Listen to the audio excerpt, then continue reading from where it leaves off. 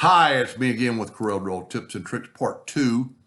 The person I was helping yesterday, I made a video to help them with a grid effect. They already knew about the grid effect, but we made it where the laser would run a little faster instead of having to go back and forth. And she sent me the finished product. And I'm not going to say vector engraving will ever take place or take over just standard engraving. But in this case, this is actually cool. So I went out to the shop, I made my grid. We're going to talk about that a little bit. This one is standard engraving.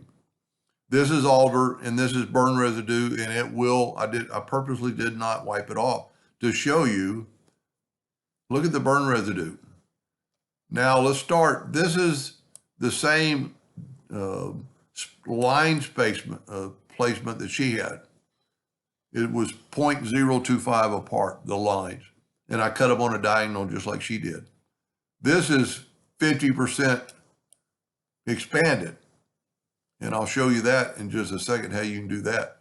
This is exactly the same. So it's 150% of the original, like this one, but it is about a 1/4 inch up out of focus.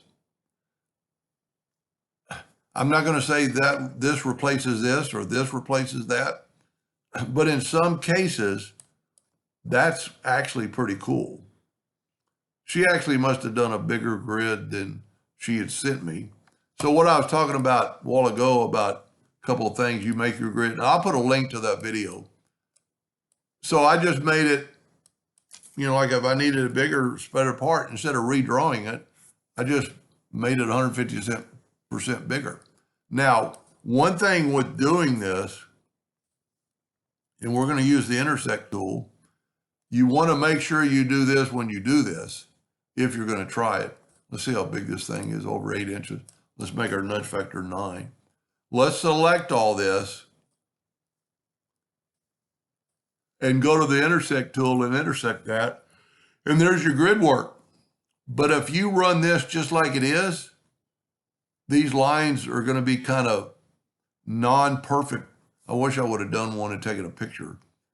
So what you want to do in that case is to take the original line and nudge it over, and you could turn it into a hairline and make sure it's a hairline, and then run this. Now, I'm not going to say that this is better than engraving, but this is only like let's see how big it is, because this is actually, it's 2.5 inches. This I ran all 4 of them at 70 power and 100 speed. This took 4 minutes and 5 seconds. This only took 1 minute and 36. You could run, 3.5 of these in the same time.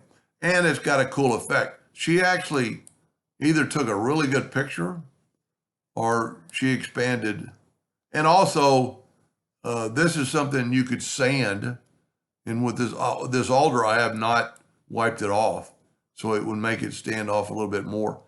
It's kind of cool.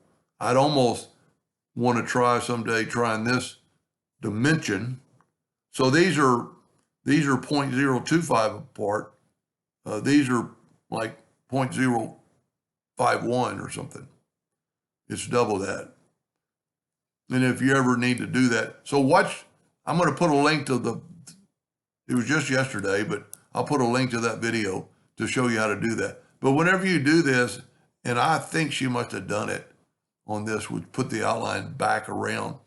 Because if you don't, it's going to be kind of, if you can imagine if this line wasn't there, of course, the pictures do it no justice. Anyway, I'm really glad she sent me the picture. That's a pretty cool effect. Hope that helped a little bit. Thank you for watching.